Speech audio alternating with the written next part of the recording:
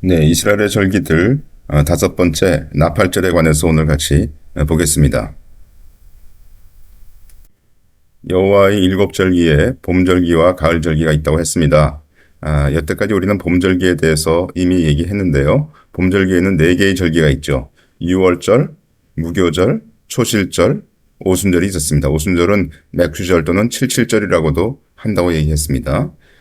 그리고 이제 지금부터는 가을절기를 볼 텐데 가을절기에는 세 가지의 절기가 있습니다. 나팔절, 속죄일, 그리고 초막절. 초막절은 수장절이라고도 하죠. 네, 창세기 1장 하나님이 가라사대 하늘의 궁창에 광명이 있어 주야를 나뉘게 하라. 또 그 광명으로 하여 징조와 사시와 일자와 연한이 이루라. 이렇게 말씀하시는데요. 이 징조라는 말은 오트라고 해서 사인이라는 것이죠. 그래서 하나님께서 궁창의 광명을 창조하셔서 징조와 절기를 이루게 하셨다. 이렇게 말씀하시고 있습니다. 근데 이 사시란 말은 우리 저번에 얘기하기를 절기라고 하는 그 말이 바로 모에드였죠. 그래서 이 사시가 절기와 같은 단어입니다, 사실은. 그래서 여기 보면 하늘의 궁창에 광명이 있다. 그래서 하나님께서 별과 달과 해와 이런 것들을 창조하신 것들은 우리에게 절기를 보이시기 위해서이다라고 해석할 수도 있다는 것이죠. 네, 나팔절에 대해서 보겠습니다. 나팔절은 욤 테루아라고 합니다. 레위기 23장 여호와께서 모세에게 일러 가라사대 이스라엘 자손에게 고하여 이르라 7월 곧 그 달 1일로 안식일을 삼을지니 이는 나팔을 불어 기념할 날이요 성회라 아무 노동도 하지 말고 여호와께 화제를 드릴지니라. 그래서 여기 이제 7월 1일 그것이 바로 나팔을 불어서 기념할 날이다. 이렇게 되어 있습니다. 우리가 나팔을 불어서 기억한다고 했는데요. 그러면 기억한다는 것이 무엇인지에 대해서 잠깐 봐야 되겠습니다. 민수기 10장 또 너희 땅에서 너희가 자기를 압박하는 대적을 치러 나갈 때에는 나팔을 울려 불지니 그리하면 너희 하나님 여호와가 너희를 기억하고 너희를 너희 대적에게서 구원하리라. 그래서 여기 보시면 기억한다는 말이 이 단어가 자카르라고 되어 있는데요.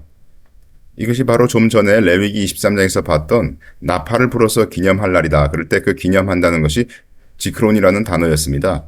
그래서 그것과 같은 어원을 가지고 있는 단어인 것을 알 수가 있죠. 그래서 나팔을 불어서 기념한다는 이 말 자체가 나팔을 불 때 하나님께서 이스라엘을 기억하신다. 이렇게 우리가 볼 수 있다는 것입니다. 또 말라기서 3장을 보시면 그때 여호와를 경외하는 자들이 피차에 말하매 여호와께서 그것을 분명히 들으시고 여호와를 경외하는 자와 그 이름을 존중히 생각하는 자를 위하여 여호와 앞에 있는 기념책에 기록하셨느니라 이렇게 되어 있는데요. 여기서 기념이라는 이 말 자체가 지크론입니다. 그것은 바로 좀 전에 봤던 기억한다라는 그 자카르라는 단어에서 온 단어이죠. 그래서 우리가 총체적으로 볼 때 나팔을 불 때 하나님께서 우리를 기억하신다라고 볼 수가 있겠습니다. 나팔절은 유대 민간력의 설날입니다. 설날은 보통 우리가 로시 하샤나라고 얘기를 하죠. 그래서 나팔절 욤테루아가 곧 로시 하샤나인 것을 알 수가 있습니다. 유대 종교력의 첫 달은 니산월이고 유대 민간력의 첫 달은 디스리월입니다. 그러니까 우리가 보통 첫 달 그럴 때 성경에서 얘기하는 첫 달은 유대 종교력으로 얘기할 때는 니산월이 되는 것이고요. 그런데 그 사람들이 이제 설날 얘기할 때는 민간력으로 따져서 첫 달은 디스리월이 되겠습니다. 유대인들은 이날은 아담과 하와가 창조된 날이라고 믿습니다. 바로 이날 나팔을 불게 되는데 그 나팔을 우리가 보통 쇼파라고 얘기를 하죠. 그리고 그것은 양의 뿔이 되겠습니다. 또 달콤한 새해가 되기를 원하여 꿀에 담근 사과를 먹는 관습이 있다고 합니다. 이것이 그날 부는 나팔입니다. 성경에서는 양각 나팔이라고 되어 있죠. 그래서 나팔절에는 이 나팔을 이렇게 불게 되는 것입니다. 설날을 로시 하샤나라고 얘기를 했는데요. 로시란 말은 헤드란 말입니다. 다시 말해서 머리란 말입니다. 1년의 머리다. 그래서 설날이 되는 것이죠. 유대 역사는 아브라함이 이삭을 번제로 드리려고 했던 때가 나팔절 때였다고 말을 하고 있습니다. 이삭을 번제로 드리는 대신에 뿔이 수풀에 걸린 양을 번제로 드린 것이죠. 창세기 22장 아브라함이 눈을 들어 살펴본즉 한 수양이 뒤에 있는데 뿔이 수풀에 걸렸는지라 아브라함이 가서 그 수양을 가져다가 아들을 대신하여 번제로 드렸더라. 바로 우리 주님께서 우리를 대신하여 죽으심을 예표하는 사건이었죠. 아브라함이 칼로 이삭을 죽이려 했던 것은 죄인인 이삭이 하나님의 심판 아래에 있는 것을 얘기를 했었는데, 그런데 그 죄인을 불쌍히 여겨서 하나님께서 이 양을 대신 주시고, 그리고 그 양이 이삭을 대신하여, 죄인을 대신하여 십자가에서 죽으시는 그런 사건을 이제 얘기를 하고 있는 것이죠. 그 양이 예수님을 예표하기 때문에 이삭을 대신하여, 곧 죄인을 대신하여 십자가에서 죽으시는 그런 사건을 얘기를 하고 있는 것이죠. 따라서 양의 뿔을 불므로써 하나님께서 아브라함에게 베푸신 자비를 기억하시도록 한다. 이렇게 우리가 해석할 수 있겠습니다. 다시 말해서 이 사건 때 아브라함이 양을 잡을 수 있었던 것은 양의 뿔이 나무에 걸렸기 때문 아닙니까? 그래서 우리가 양의 뿔을 가지고 하나님께 나팔을 불므로써 하나님께서 기억하신다는 겁니다. 내가 아브라함에게 자비를 베푼 것처럼 내가 이스라엘을 불쌍히 여겨 자비를 베풀겠다라고 기억하신다는 것입니다. 기억하신다고 하셨기 때문에 그것은 과거에 이미 있었던 사건을 기억하는 것 아니겠습니까? 다시 말해서 나팔절은 주님의 죽으심을 예표하는 그 사건 자체가 아니고 십자가 사건이 있었다는 것을, 그것이 과거에 있었다는 것을 하나님께서 기억하시도록 하는 것이다. 이렇게 말할 수가 있겠습니다. 왜냐하면 주님의 죽으시는 그 십자가 사건은 이미 6월절에서 예표되었기 때문에 다시 여기서 반복할 필요가 없는 것이죠. 나팔절 자체는 십자가 사건을 예표하는 것은 아닙니다. 그러나 나팔절은 주님의 죽으심을 잊어버린 자들에게 하나님의 자비하심이 있음을 다시 한번 상기시키는 그런 절기가 되는 것이죠. 하나님께서도 그들이 나팔을 부는 것을 보시고 십자가에서 베푸셨던 자비를 기억하셔서 그들을 불쌍히 여기심을 말하고 있는 것입니다. 민수기 29장 7월에 이르러는 그달 초1일에 성회로 모이고 아무 노동도 하지 말라. 이는 너희가 나팔을 불날리니라. 그래서 이 나팔을 불날이라는 것이 바로 욤테루아라고 얘기를 했는데요. 여기서 이제 분다 하는 이 테루아라는 말이 뭐냐면은 alarm, signal, sound of tempest 뭐 이런 뜻으로 alarm of war, war cry, battle cry, 그래서 전쟁의 경고 소리다 이렇게 우리가 얘기할 수가 있겠습니다. 그래서 일반적으로 나팔은 전쟁 또는 경고의 의미로 분다 하는 것을 알 수가 있습니다. 민수기 10장 또 너희 땅에서 너희가 자기를 압박하는 대적을 치러 나갈 때에는 나팔을 울려 불지니 그리하면 너희 하나님 여호와가 너희를 기억하고 너희를 너희 대적에게서 구원하리라. 또 너희 희락의 날과 너희 정한 절기와 월삭에는 번제물의 위에와 화목제물의 위에 나팔을 불라. 그로 말미암아 너희 하나님이 너희를 기억하리라. 나는 너희 하나님 여호와니라. 희락의 때뿐 아니라 전쟁을 하러 갈 때도 나팔을 부는 것을 알 수가 있습니다. 그러니까 여기 나팔을 불라 했을 때는 두 가지가 있는데 이것은 곧 기쁠 때 나팔을 불고 또 전쟁을 하러 갈 때도 나팔을 분다 하는 것을 알 수가 있습니다. 그래서 일반적으로 나팔을 분다 하는 것은 경고의 소리를 얘기하고 있지 않습니까? 크게 소리를 내는 거니까요. 신약에서도 그와 같은 의미가 있습니다. 고린도전서 14장을 보시면 만일 나팔이 분명치 못한 소리를 내면 누가 전쟁을 예비하리요. 그래서 신약에서도 이 나팔이 곧 전쟁과 관련이 있다 하는 것을 얘기하고 있습니다. 그리고 우리가 이미 말한 것처럼 여기서도 하나님께서 기억하신다고 이렇게 되어 있죠. 나팔을 울려 불지니 그리하면 너희 하나님 여호와가 너희를 기억하신다 이렇게 되어 있습니다. 그래서 기쁠 때 또 전쟁을 하러 갈 때 나팔을 불면 하나님께서 그들을 기억하신다 이렇게 말씀하시고 있습니다. 나팔을 부는 것이 깨어있을 것을 경고하는 것이라고 우리가 얘기를 했는데요. 누가복음 12장을 보겠습니다. 너희는 마치 그 주인이 혼인집에서 돌아와 문을 두드리면 곧 열어주려고 기다리는 사람과 같이 되라. 주인이 와서 깨어있는 것을 보면 그 종들은 복이 있으리로다. 내가 진실로 너희에게 이르노니 주인이 이 띠를 띠고 그 종들을 자리에 앉히고 나와 수종하리라. 주인이 혹 2경이나 혹 3경에 이르러서도 종들의 이같이 하는 것을 보면 그 종들은 복이 있으리로다. 너희도 아는 바니 집주인이 만일 도적이 어느 때에 이를 줄 알았다면 그 집을 뚫지 못하게 하였으리라. 이러므로 너희도 예비하고 있으라. 생각지 않은 때에 인자가 오리라 하시니라. 그래서 여기 보시면 주님께서 저희에게 깨어있으라고 이렇게 말씀하시는 것을 볼 수가 있습니다. 주님께서 돌아오실 때에 깨어있을 것을 경고하셨습니다. 도적의 비유를 통해서 도적의 오는 시점을 알았다면 집을 뚫지 못하게 하였으리라고 주님께서 말씀하시지 않았습니까? 주님은 구름으로 우리를 끌어올리시기 위해서 우리를 초대하실 것이므로 도적이 집을 뚫지 못하게 깨어있는 자들은 휴거될 것이다 하는 것을 우리가 알 수 있고요. 그러나 이 땅에 소망을 두고 사는 이들은 휴거되지 못할 것이고 마치 도적이 집을 뚫어도 알지 못하는 것처럼 휴거의 기회를 놓칠 것입니다. 데살로니가전서 5장 주의 날이 밤에 도적같이 이를 줄을 너희 자신이 자세히 알미라. 저희가 평안하다 안전하다 할 그때에 잉태된 여자에게 해산 고통이 이름과 같이 멸망이 홀연히 저희에게 있으리니 결단코 피하지 못하리라. 형제들아 너희는 어두움에 있지 아니하매 그날이 도적같이 너희에게 임하지 못하리니.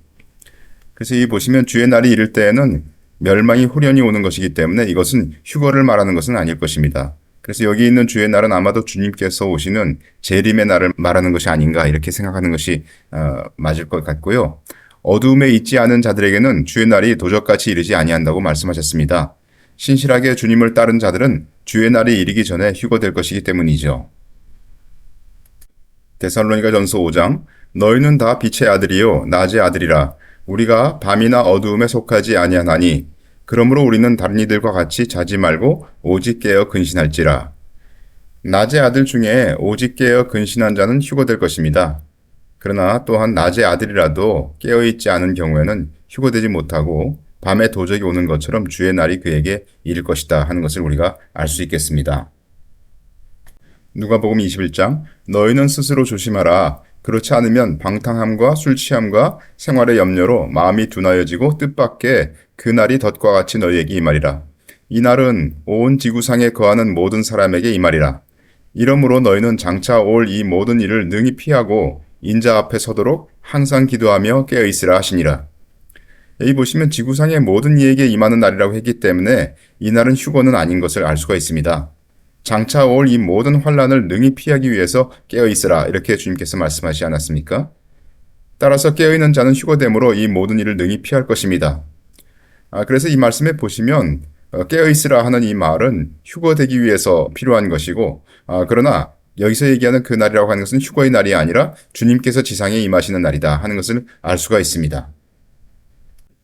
주님의 깨어있으라 하는 말씀은 그리스도인들이 환란을 피하고 휴거될 수 있도록 하라는 말씀입니다.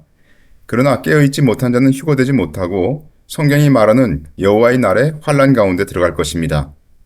나팔을 불므로써 깨어있으라고 하는 경고의 메시지도 있지만은 나팔은 또한 전쟁의 선포도 있기 때문에 나팔절이 전쟁과 관련된 것이라면 휴거와 관련된 경고는 아닐 것입니다.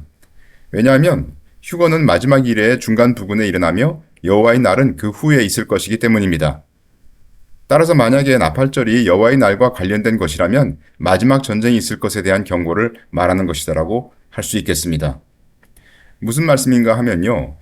만약에 나팔절을 경고의 메시지라고 그렇게만 본다면 그것은 휴거를 위해서 너희가 깨어있으라라고 말씀하시는 것으로 볼 수도 있겠지만은 그런데 나팔절은 또한 전쟁의 경고의 소리이기 때문에 그것이 만약에 전쟁의 경고의 소리라면 휴거와 관련된 것은 아니다라고 얘기할 수 있다는 것입니다. 마태복음 24장 보겠습니다. 그때 인자의 징조가 하늘에서 보이겠고 그때 땅의 모든 족속들이 통곡하며 그들이 인자가 구름을 타고 능력과 큰 영광으로 온 것을 보리라. 저가 큰 나팔 소리와 함께 천사들을 보내리니 저희가 그 택하신 자들을 하늘 이 끝에서 저 끝까지 사방에서 모으리라.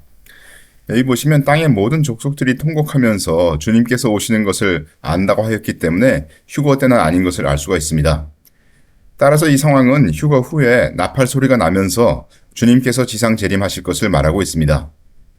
그런데 지상 재림 시에 택하신 자들을 다시 모으신다고 하셨기 때문에 이 자들은 아마도 휴거되지 못하고 땅에 있던 그리스도인들을 말씀하시고 있는 것이죠.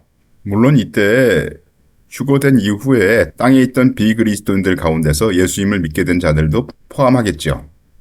그러니까 우리가 나팔 소리 이렇게 했을 때 그것이 휴거 때의 나팔 소리냐 아니면 주님의 지상 재림 때의 나팔 소리냐 하는 것을 우리가 구분해야 되는데 여기서는 휴거 때의 나팔 소리가 아니라 지상 재림 때의 나팔 소리인 것을 알 수가 있습니다. 고린도전서 15장 보라 내가 너희에게 비밀을 말하노니 우리가 다 잠잘 것이 아니요 마지막 나팔에 순식간에 홀연히 다 변화하리니 나팔 소리가 나매 죽은 자들이 썩지 아니할 것으로 다시 살고 우리도 변화하리라. 여기서의 나팔은 휴거 때의 나팔 소리가 명백하죠.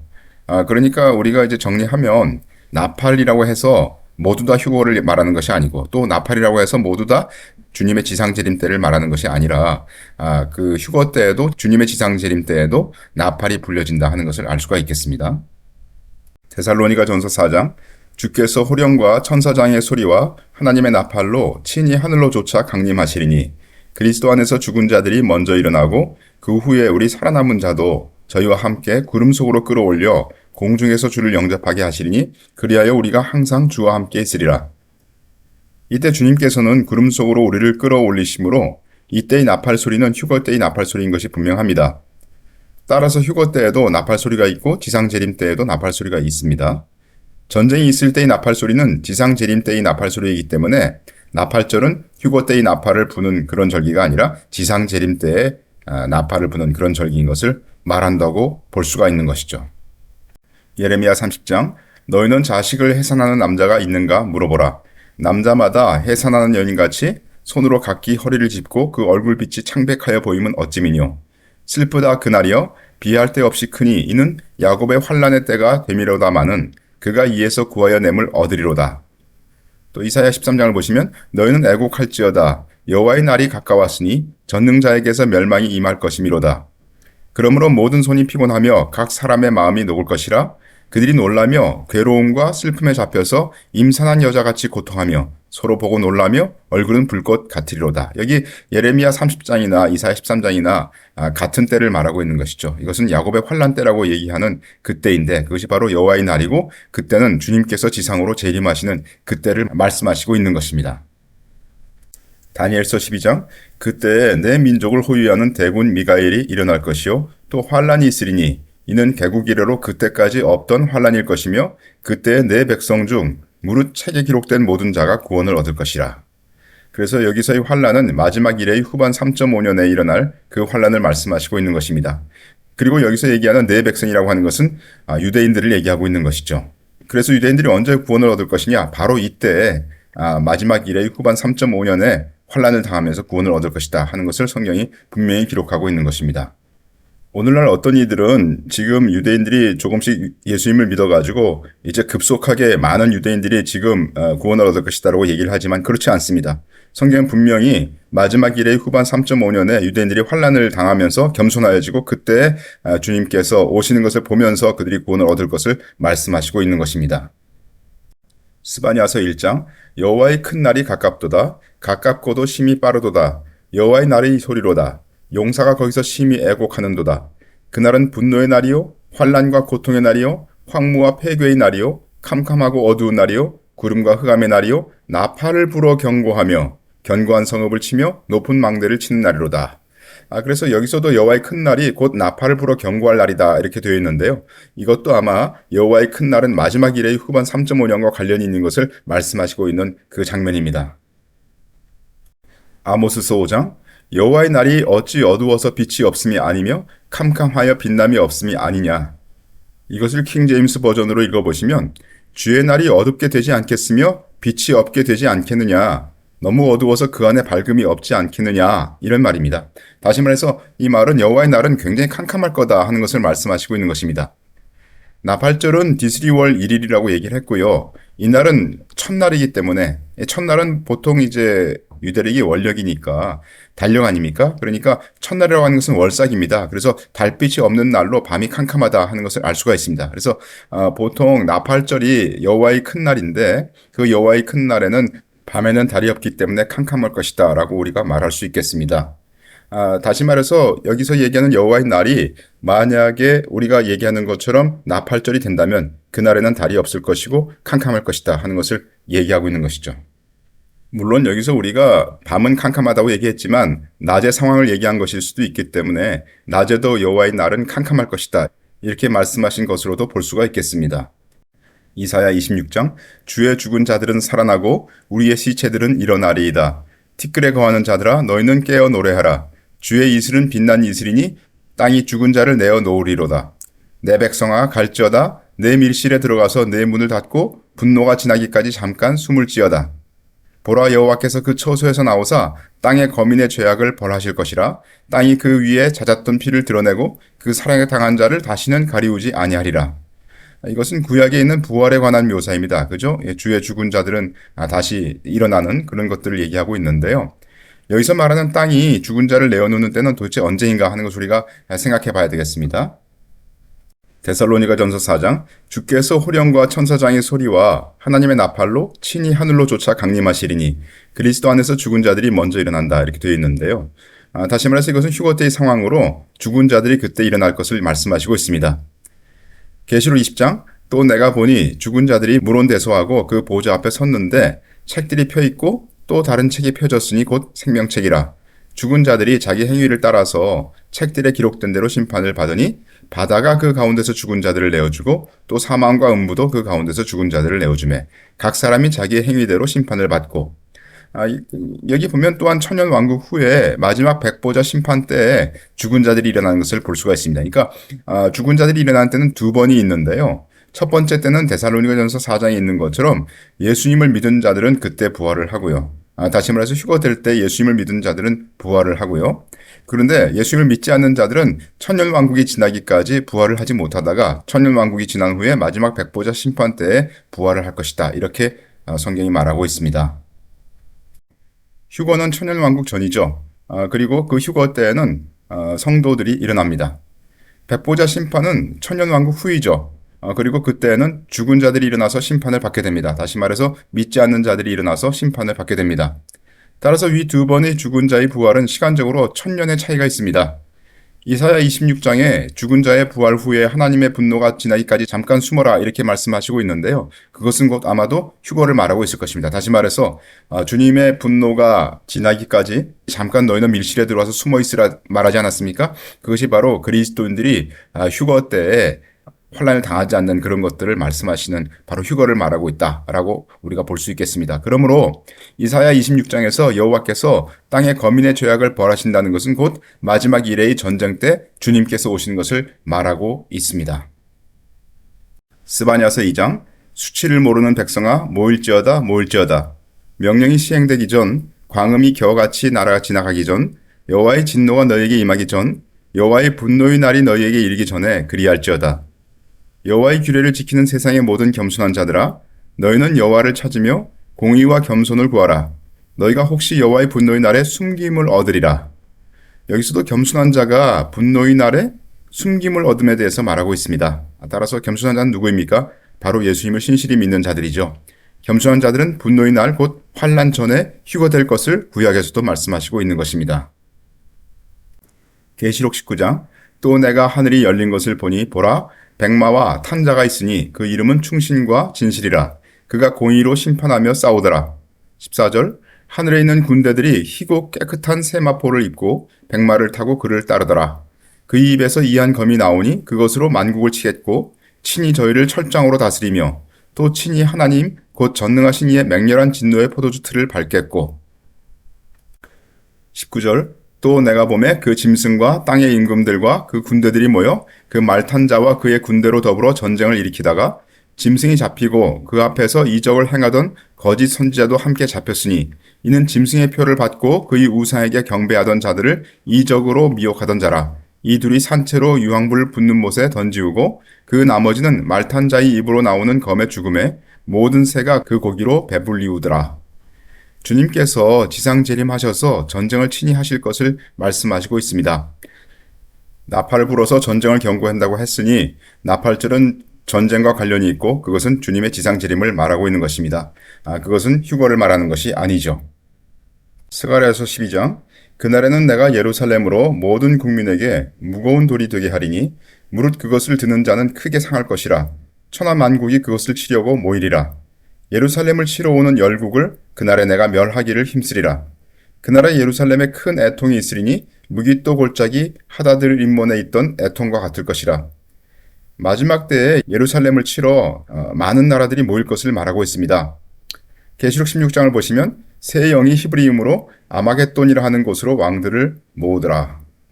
그래서 여기 보시면 그 무기또 골짜기 그것이 곧 아마겟돈인 것을 알 수가 있고요. 아마겟돈의 보다 정확한 음력은 하르 무기또인데 하르는 작은 산을 의미하며 하르 무기또는 무기또 산을 가리킵니다. 스가랴 14장 여호와의 날이 이르리라. 그날은 내 재물이 약탈되어 너희 중에서 나누이리라. 내가 열국을 모아 예루살렘과 싸우게 하리니 성읍이 함락되며 가옥이 약탈되며 부녀가 욕을 보며 성읍 백성이 절반이나 사로잡혀 가려니와 남은 백성은 성읍에서 끊쳐지지 아니하리라. 그때 여호와께서 나가사 그 열국을 치시되 이왕 전쟁 날에 싸운 것 같이 하시리라. 여기서도 여호와의 날을 말하고 있죠. 그리고 그때 예루살렘이 매우 어려운 상황 가운데 처할 것을 예언하시고 있습니다.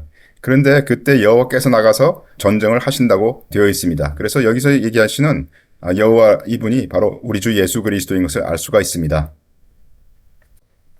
따라서 스가랴서 12장부터 14장까지는 마지막 때의 상황을 기록하고 있습니다.